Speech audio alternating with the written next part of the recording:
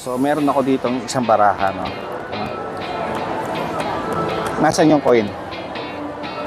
Queen. Ah, galing, no? Kasi isa lang eh, susundan mo eh. Madali sundan pagka isa lang eh. Dalawin na natin, ha? Nasaan yung queen? Ah, galing, ah.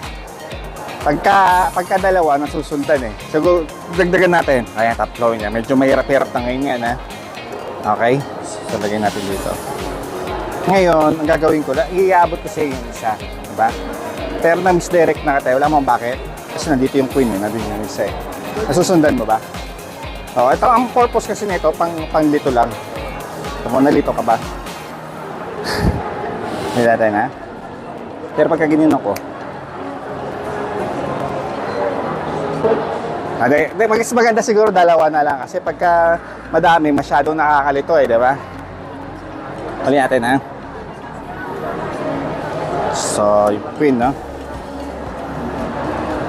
Diba? Ay bumalik eh, no? Kung nandito ulit sa bulsa ko yung 9. Hindi, ganun talaga pagka ano, basta susundan mo lagi yung 9. Pero pagka ginunong ko ay, gusto ko matalo eh, di ba? Dahil nawawala pa rin yung queen. Wala mo nasa yung queen. Nasa bulsa ko, di ba? Kasi ganun yung kamay mo. Ayan. Pero pagka gusto ko manalo, pagka nilagay ko yung isang baraha dyan, pagka in-snap to, naging queen, di ba? Kasi ganun mo lang. Ganun ko lang yan. Pero pagka kinunong ko, di ba? Ganun pa rin, di ba? Pag kinunong ko, puro queen na, no? Na ngayon, natataka, nasa na ngayon yung, nasa na ngayon yung 9. Nandito yung 9 eh. Ayan, di ba nakita ba? At ito, pinakamaganda sa lahat. Nalagay ko ngayon yung 3 baraha. Dagdagan mo ngayon.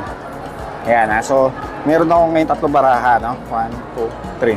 Ito na yung pinakamabilis na gagawin ko sa lahat, ha? May kaya, 1, 2. Pagka-snap ng gano'n, ano?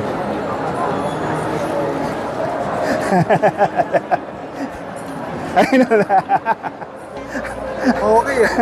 Ang bilis na.